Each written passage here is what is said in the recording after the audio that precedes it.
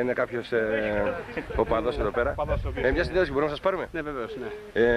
Είστε εδώ πέρα παίκτης της νέας γενιάς? Ναι, βεβαίως. Επειδή είμαστε από την τηλεόραση 66 και έχουμε μια αθλητική εκπομπή. Ναι.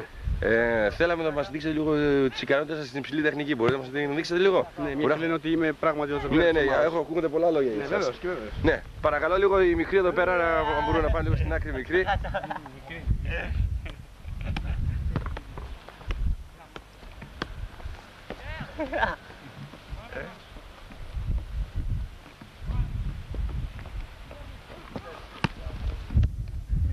Αυτό είναι φοβερό. Είναι καταπληκτικό. Πόση ώρα μπορείτε να παίζετε έτσι με την μπάλα? Πολύ ώρα. Πόση ώρα παίζει με τον πολίτη μου?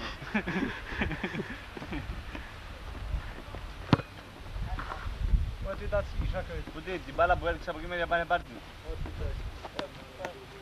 Ποιος πάει δεν έχει.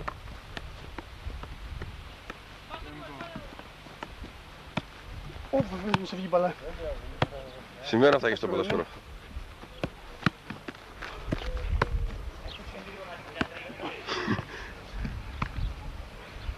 Σας ευχαριστούμε πάρα πολύ. Να είστε καλά κύριε. Το όνομα σας? Λεωνίδας Φυρόπουλος. Είστε πόσο, 18 χρονών, 17, είστε ταλέντο, Είμαι στα 18-19 και πιστεύω ότι είναι καλή μεταγραφή αυτή την περίοδο.